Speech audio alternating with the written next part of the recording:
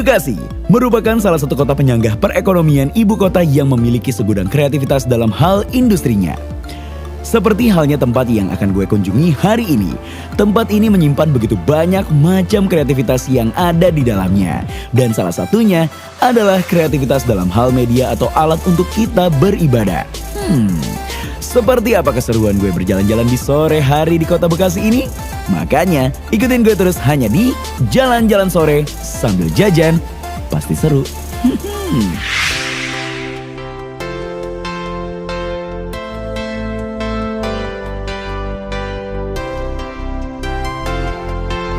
Assalamualaikum warahmatullahi wabarakatuh. Ketemu lagi sama gue Chris, berbicara pastinya di Jalan-Jalan Sore sambil jajan. Pasti seru. Selama bulan Ramadan, Chris berbicara akan menemani Anda semua selama 30 menit ke depan, di mana kita akan mengisi waktu luang kita sebelum berbuka puasa dengan hal-hal yang pastinya menarik dan sayang untuk dilewatkan. Dan sekarang ini Chris berbicara sudah berada di Bekasi, lebih tepatnya di hjcarpet.com, di mana ini adalah salah satu tempat penjualan karpet dan juga sajadah terbesar yang ada di Bekasi, lebih tepatnya di Indonesia. Dan kita akan langsung ngobrol bersama dengan sang pemilik, yaitu Pak Heru. Seperti apa keseruannya dan nanti kita berbuka puasa dengan apa? Ikutin Chris terus di Jalan-Jalan Sore sambil jajan, pasti seru.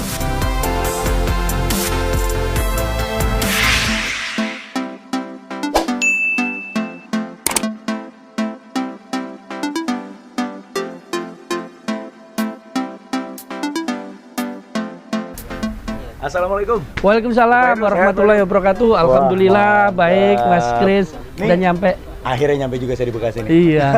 Ini toko lagi ramai banget Pak hari ini. Alhamdulillah kalau puasa itu berkah ini. Setiap Berkah, ya? puasa pasti ramai sekali. Orang pada nyari sajadah masjid. Alhamdulillah. Tapi ngobrol-ngobrol sambil nunggu waktu buka puasa nggak ganggu kali ya sama jalan-jalan sore nih. Ayo kita ke Boleh? galeri aja. Kita Siap. ngobrol bareng di sana. Oke, Yuk. kita langsung ke galeri dari HJ Carpet. Yuk.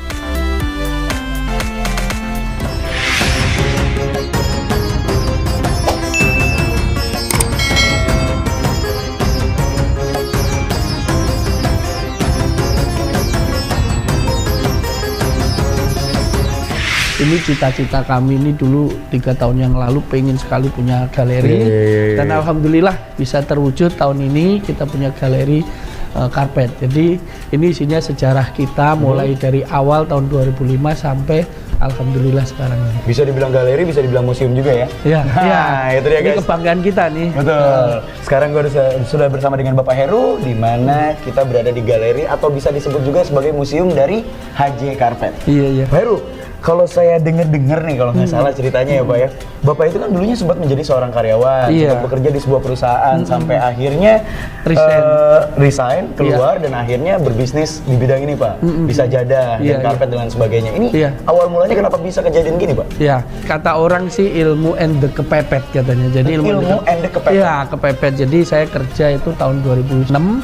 Saya mulai kerja dan alhamdulillah tahun 2005 saya mulai coba jualan di pinggir jalan. Sebenarnya saya jualan apa aja tadinya.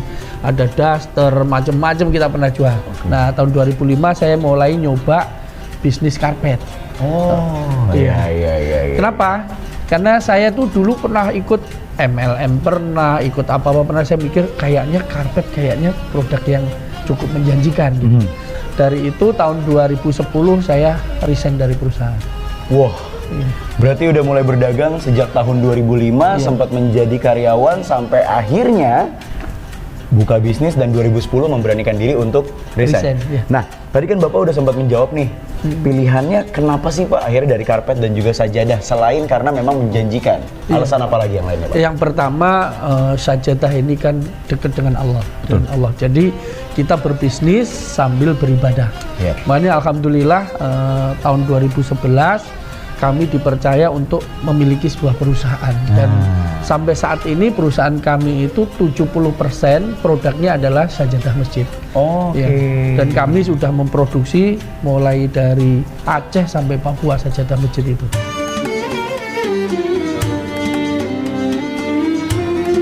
Nah, apa sih Pak perbedaan antara produk sajadah yang Bapak Heru buat ini, yang HJ Carpet buat ini, sama produk yang lainnya apa nih Pak perbedaannya? Nah, yang paling utama produk kita ini adalah produk karpet custom. Contohnya mereka minta di tengah-tengahnya ada logonya, atau karpetnya bentuknya miring karena softnya miring, atau warnanya, pokoknya apa yang diminta oleh customer kita bisa produksi, baik itu mulai dari warna, ketebalan maupun ukuran, dan itu yang menjadikan produk kita sangat dicari. Bahkan alhamdulillah mulai dari istana negara, masjid-masjid agung semua pakai produk kita. Istana Negara, Masjid Agung udah menggunakan produk dari HJ Carpet.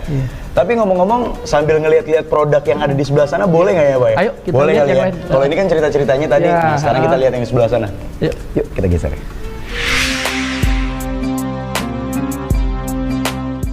Ini Mas Kris. Yep. Nah ini sampel quality Mas Kris. Sampel quality. Ya, jadi kalau kita ini kan kalau namanya kebutuhan karpet handmade yang custom tadi itu kadang ada yang minta ketebalannya mulai dari 10 mili sampai 16 mili, bahkan juga ada yang motifnya macam-macam. Nah, ini bisa disesuaikan dengan permintaan seperti ini. Ini juga ya Pak ya? Iya. Ini tebalnya berapa mili nih Pak? Kalau ini 14 mili. 14 mili? 14 mili. Iya. Asik juga ya Pak. Nah, kalau sudah jadi sajadah, ini bentuknya seperti ini Mas. Oh, jadi berarti yang tadi itu sampel untuk karpetnya dan ini udah jadi sajadah nih. Ini sajadah biasanya dipakai buat souvenir, buat hadiah ulang tahun, dan sebagainya. Karena ini tebel. Orang kalau sujud di sini bisa berlama-lama ini karena tentunya seperti itu. Ibadahnya jadi makin nyaman karena alasnya juga nyaman ya Pak ya? Iya. Nah ini tebalnya berapa ini Pak? Ini 12 mili. 12 mili? Iya, 12 mili. Waduh, Pak. Sekarang saya mau nanya nih Pak, ini kita gulung dulu kali ya Pak ya? Boleh. Sedikit kali. Iya. Nah ini kan kita udah lihat-lihat produknya HJ Carpet nih Pak. Pernah nggak sih Pak, yang namanya bisnis itu kan nggak selalu bahagia, pasti mengalami yang namanya surut gitu kan, pernah mengalami kerugian. Nah kalau bicara kerugian Pak, pernah mengalami kerugian dan seperti apa ceritanya nih Pak? Ya pernah, kita itu namanya dikomplain karena gagal, akhirnya nggak dibayar, terus dikasih cek kosong dan sebagainya. Tapi ya kita berpikir positif, saya yakin Allah punya rencana. Sampai sekarang ini kita Ramadan ini kebutuhan kita lumayan bagus, malah kita sudah menolak, kita udah nggak karena memang alhamdulillah masjid-masjid di seluruh Indonesia semua rata-rata ganti karpet dan ini berkah buat kita. Iya. Nah ini kalau boleh tahu HJ Carpet udah sampai mana aja nih Pak program? Yang jelas seluruh Indonesia kita udah pasang, mulai dari Aceh sampai Papua, bahkan yang paling dalam di tanah pun kita pernah pasang, yaitu di Privat. Masjid Privat yang paling dalam pun juga kita pasang. Bahkan sampai ke Papua ya Pak? Iya, Papua. Masjid di Papua juga ada. Terus di Aceh, masjid-masjid yang besar termasuk Islamic Center Lombok, terus Natuna, dan itu ya alhamdulillah lah. Hampir seluruh Indonesia kita pasang. Wah, hari ini kan kita nih udah main keliling di galerinya Pak. Iya. Kalau main ke dapurnya boleh nggak nih Pak? Nengok-nengok produksi boleh Pak? Boleh. Bener nih Pak? Ya. Jauh nggak Pak dari daerah sini? Wah, deket, cuma 500 meter dari 500 sini. meter? Iya. Kita berangkat. Ikutin gue terus di jalan-jalan sore sambil jajan, pasti seru. Oke, yuk.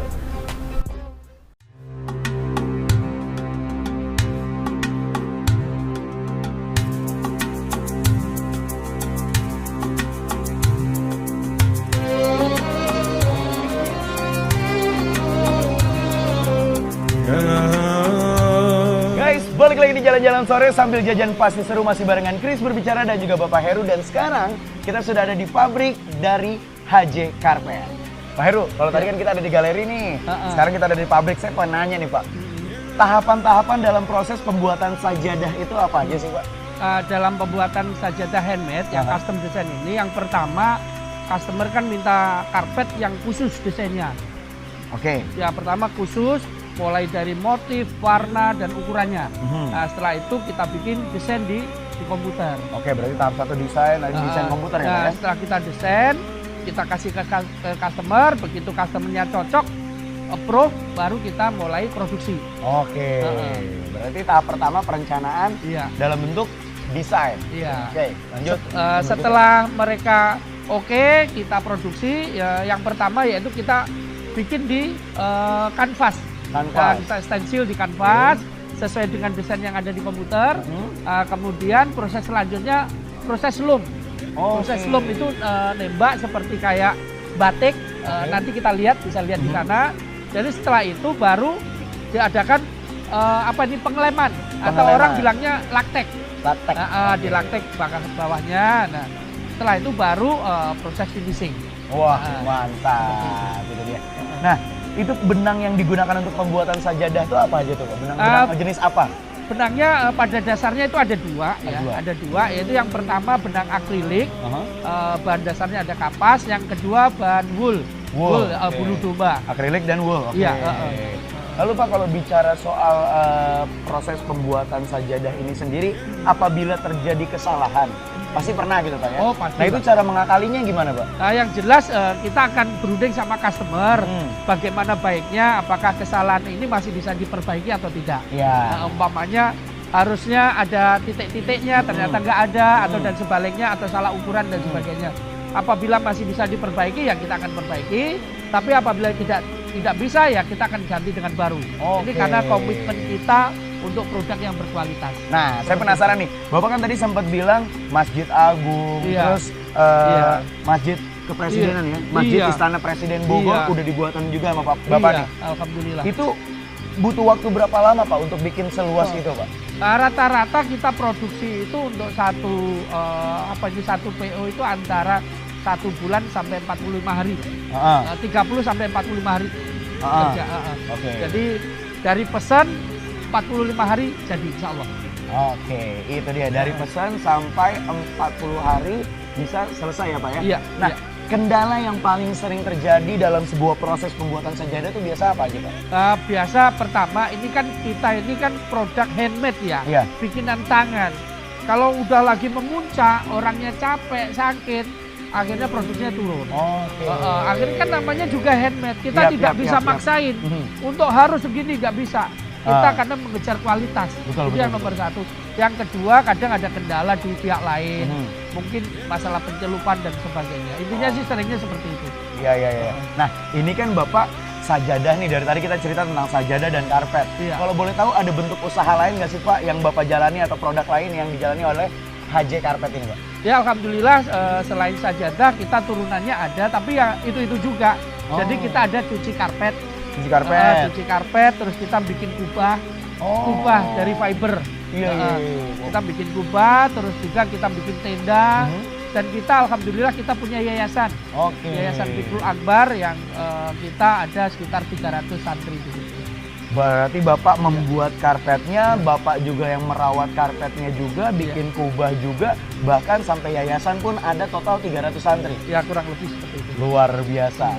Nah, teman-teman, kita mau lihat nih, sebenarnya dari tadi kita bicara soal sajadah, kita bicara soal karpet, tapi kita pengen lihat dulu cerita tentang sejarah selengkapnya dari sajadah. Seperti apa? Ini dia. Guys, ini dia nih, sajadah. S-A-S-A-J-A-J-D-A-D-A-H. Sajadah.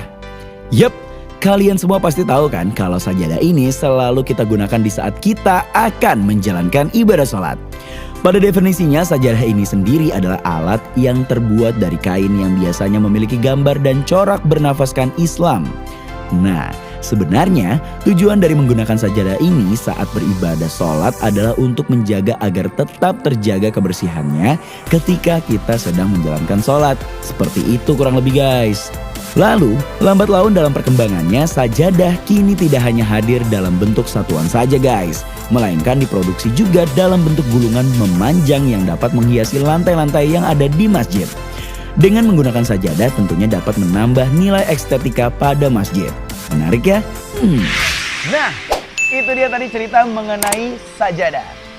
Pak, dari tadi saya udah gangguin di galeri, saya udah gangguin ke pabrik juga. Terima kasih banyak Pak, terima kasih banyak, semoga lancar terus. Tapi ngomong-ngomong nih Pak, generasi muda kan lagi eranya pengen berkarya nih Pak, pengen usaha, pengen berbuat sesuatu. Apalagi Pak Presiden bilangnya kan kita harus jadi generasi yang semangat lah gitu kan. Menciptakan ekonomi kreatif. Nah, ekonomi kreatif. Ada wejangan nggak nih Pak untuk generasi muda yang baru pengen memulai usaha atau yang sudah memulai usaha tapi lagi ketar-ketir gitu Pak? Ada, monggo Pak. Oke, makasih bagi semuanya, terutama buat anak-anak muda, bagi yang belum pernah usaha sama sekali, nggak usah takut untuk memulai usaha. Jadi kita harus berani bermimpi. Jangan berpikir saya nggak punya modal, saya nggak punya ini. Kita jalanin saja, jangan nggak usah takut gagal. Karena orang yang tidak pernah gagal adalah orang yang tidak pernah berusaha sama sekali. intinya seperti itu. Jangan pernah takut gagal. Kita garis bawahi. Pak, Ya. terima kasih banyak. Ya. Sukses terus untuk HJ Karpetnya dan Sama-sama. lainnya. Dan salam untuk teman-teman di yayasan. Baik. Salam untuk semua karyawannya, Pak. Ya. Saya lagi pengen nyari takjil juga nih, Pak. Ngomong-ngomong. Siap. Oke. Saya langsung jalan ya, Pak ya. Ya, makasih Mas. Siap. Terima kasih banyak. Seperti apa keseruan kita dan kita akan mencari takjil. Ikutin gue terus di jalan-jalan sore sambil jajan pasti seru.